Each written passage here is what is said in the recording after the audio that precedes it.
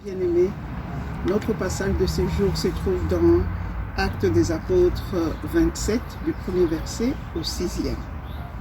En fait, il s'agit du départ de Paul pour Rome. Et dans Actes 23, 11, je lis pour nous. Transfert de Paul à Césarée. C'est au moment où il se trouve encore à Césarée. La nuit suivante, le Seigneur apparaît à Paul et dit: prends courage, de même que tu as rendu témoignage de ce qui me concerne à Jérusalem, il faut aussi que tu rendes témoignage à Rome. Donc, le Seigneur prévient déjà Paul, alors qu'il se trouve à Césarée, de la suite de sa mission, son voyage missionnaire. Et quand nous arrivons dans Acte 27, où il est question réellement du départ de Paul à Rome, c'est avec un cœur assuré dans la paix que Paul va s'embarquer pour ce voyage. Pourquoi? Parce qu'il avait déjà été prévenu. Il avait déjà reçu une parole de la part du Seigneur par rapport à cette mission. Et comme notre Dieu dit, il se tient derrière sa parole pour l'accomplir. C'est-à-dire qu'il marche devant, il est déjà devant Paul, il le précède dans cette mission-là.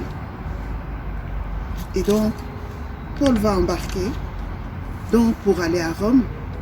Et pendant ce voyage, le Seigneur va même disposer d'un certain Julius qui va être très bienveillant à l'égard de Paul, au point même de lui permettre d'aller voir ses amis, parce qu'il avait besoin des soins de ses amis-là. Dieu connaît tous nos besoins, même le plus infime qui soit, même ceux que nous ignorons nous-mêmes.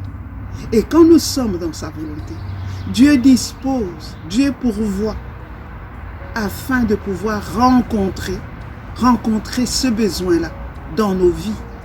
Ce n'est pas le genre de père qui va confier une mission à son enfant et qui le laisse se débrouiller tout seul. Non, notre Dieu n'est pas comme ça.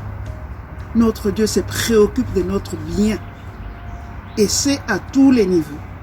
Il va disposer de cela, de Julius, pour rencontrer le besoin de Paul.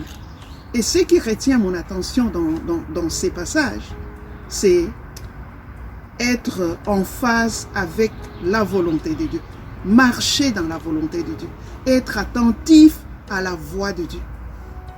Il n'est pas dit que sur le chemin que Dieu nous envoie, tout sera rose. Non.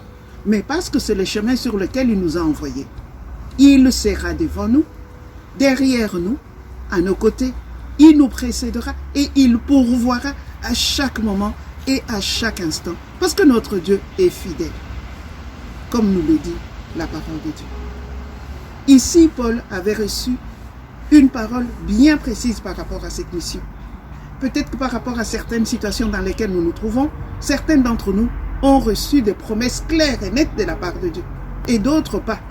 Mais, dans sa parole, se trouvent des paroles appropriées pour chaque situation, et nous pouvons nous y appuyer. Soyez bénis, mes bien-aimés.